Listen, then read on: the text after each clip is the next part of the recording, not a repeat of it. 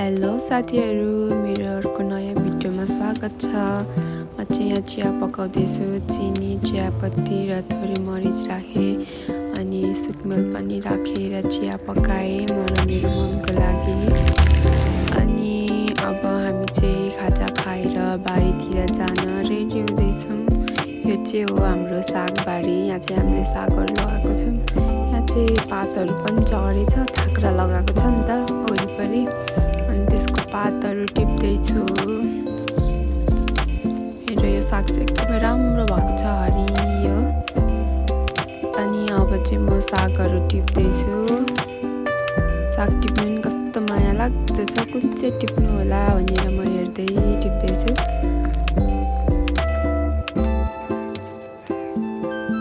यता चाहिँ मम्मीले रायो साग टिप्नु हुँदैछ। उहाँ चाहिँ मेरो सासू मम्मी हो।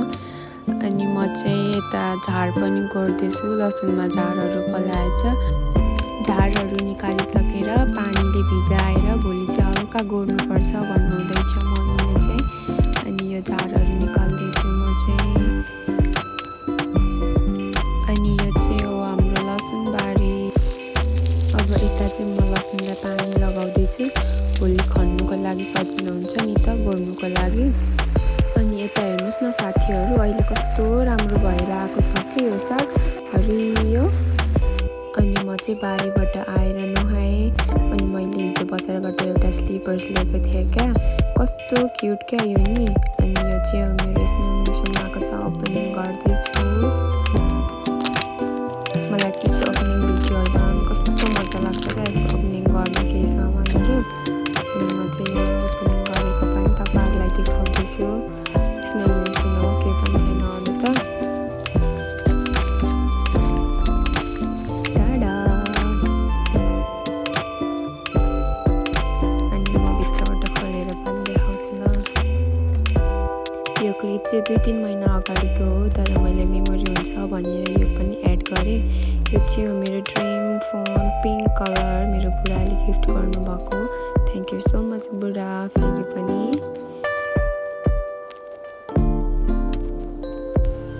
अहिले चाहिँ म खाना पकाउँदैछु। यो चाहिँ हो चम्सुरको साग, मेरो फेभरेट वान नै हो यो।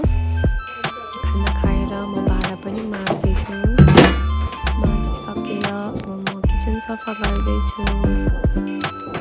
साथीहरू, भोजपुरमा चाहिँ एकदमै चिसो बढेको छ। बिहान बेलुका बेला एकदमै चिसो हुन्छ।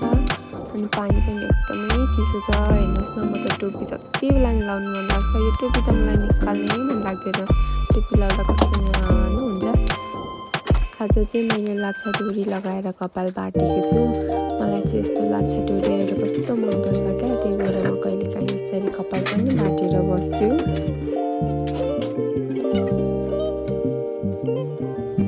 साथीहरू, अब चाहिँ मेरो धेरै कामहरू छ, म चाहिँ काम गर्छु। तपाईँहरू चाहिँ हेरेर साथ दिनुहोस् ल।